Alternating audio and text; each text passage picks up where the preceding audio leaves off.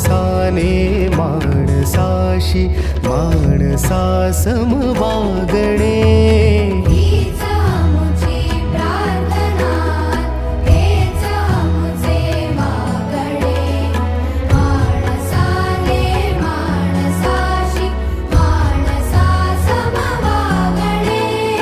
हीच आमुची प्रार्थना.